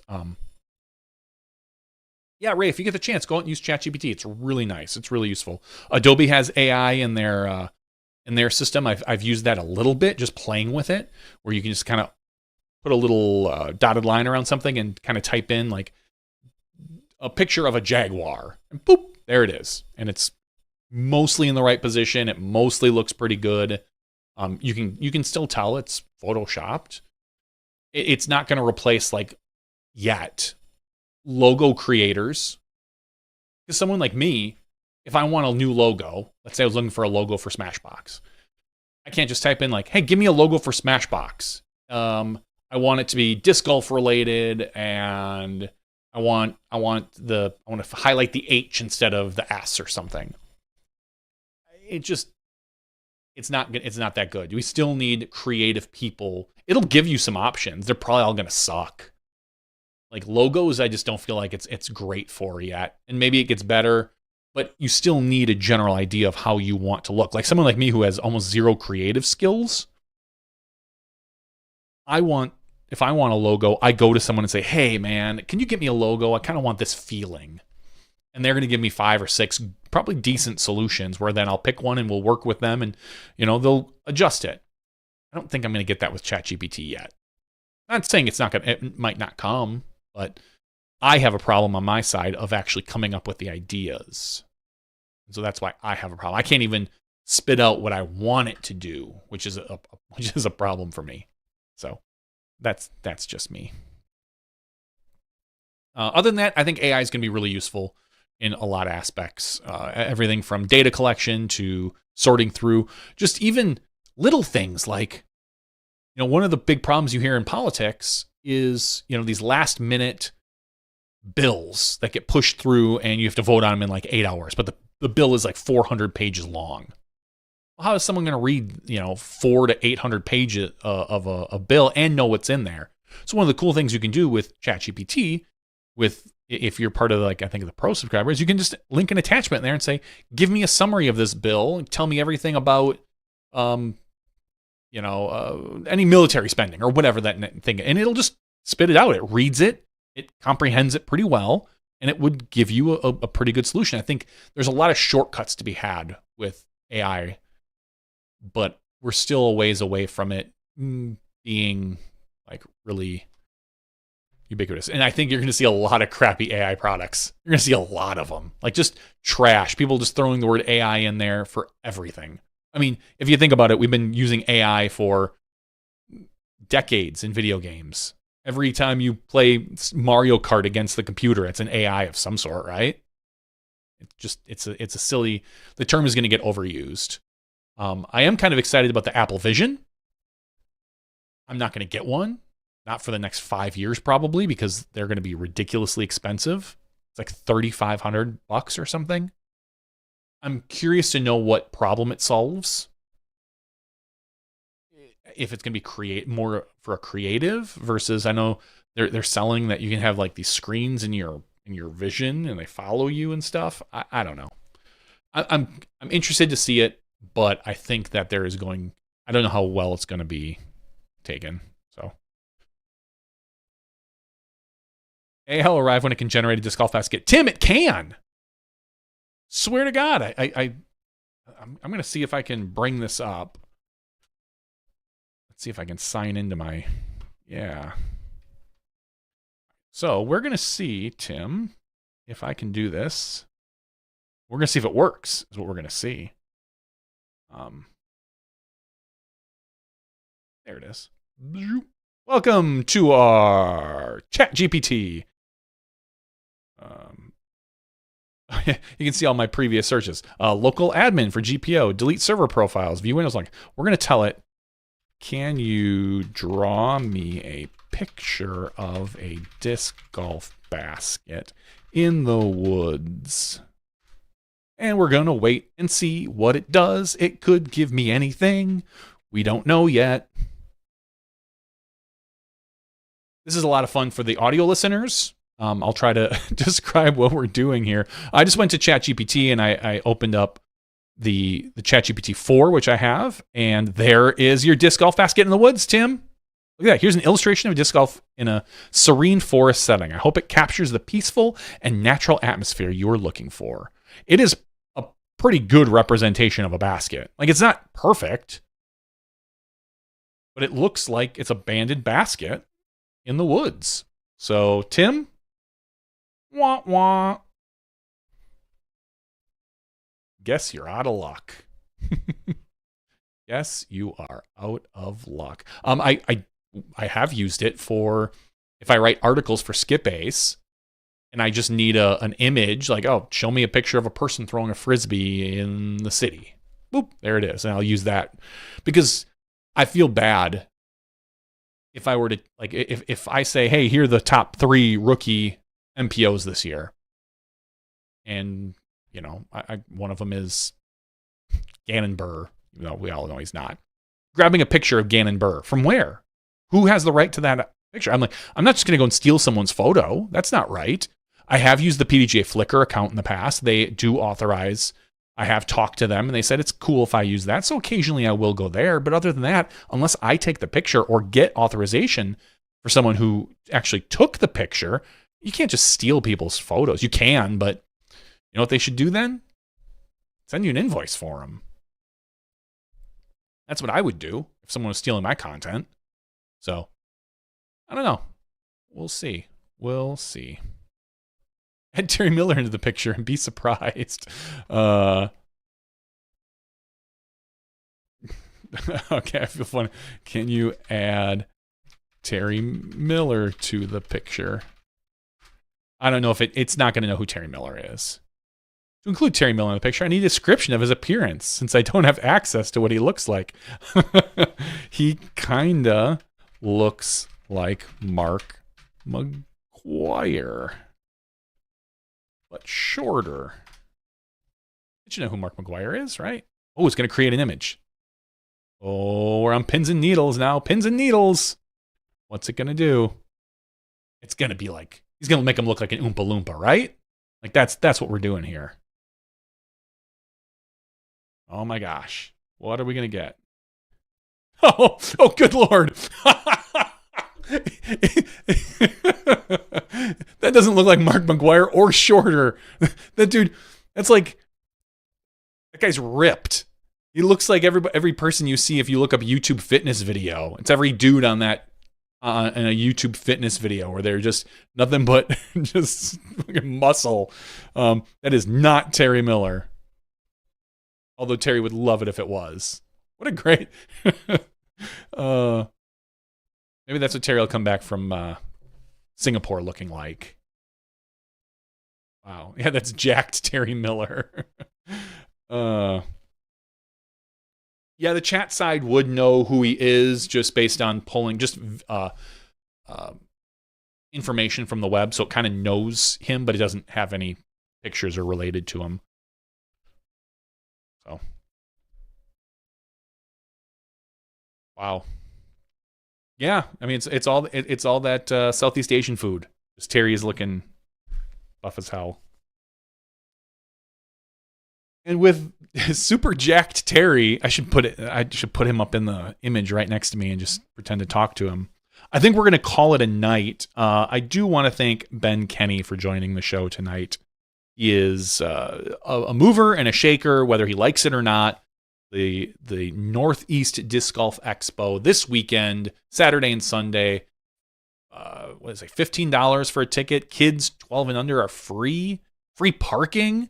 It's probably going to be a little rainy, so it's actually really perfect to go there. If you're within, I would say 150 miles, you should be there. Maybe more. I mean, if you want to see Jeremy Colling, you want to see Paul Macbeth, Will Shoestrick, Simon Lizotte, where else are you going to get a chance to do that? I would go there. So, again, thank you to everyone who joined the show tonight. This was episode 490. We got 10 more until we hit 500. So 10 more. I don't know if we're going to do anything special for 500 or not. To be honest, I haven't even thought about it until just now. We should. I don't know if we will. Anyway, for Terry, who couldn't make it here tonight, who's somewhere in Southeast Asia, I think Singapore.